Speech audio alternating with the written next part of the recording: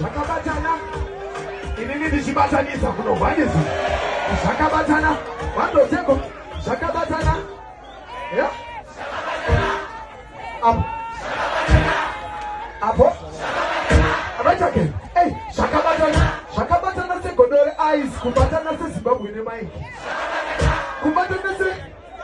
Kubatana kunyanyama neropa. United kunge Methodist. Sema titari pa iti. Kubatana se kuruka iti ya kama. Takenda tausepa na baba. Feminist levels na bandaki nuwani kunge kutu na bandaki. Sayota kende nespati kunge makete iti na baransi. Tekilo. Dabuna kumboita kamweka style amachi. Saka panino ti style ndinesu ma style munogoti ye. Style ndinesu ma style. Style ndinesu ma style. Everybody, style ndinesu ma style.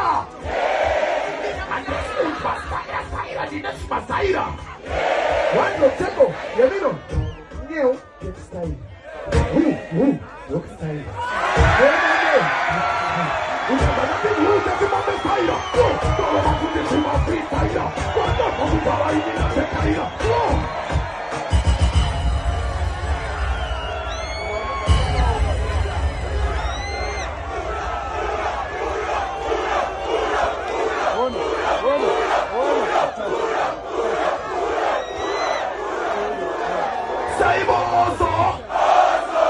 Is this a pull-up?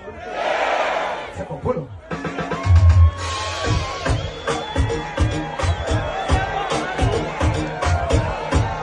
Alright, that's second half.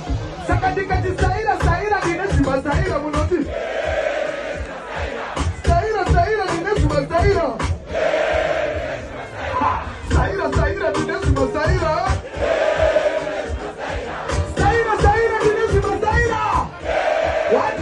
It's hungry. Now, get style. Woo.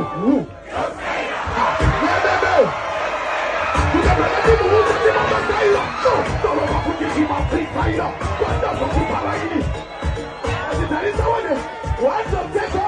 It's hungry. When I think at the Corona style. What's up, style? Check my body style. Style.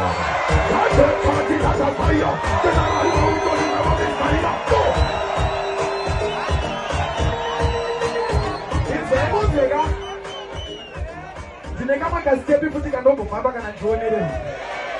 Saka dinotanga nchira. Tekilo.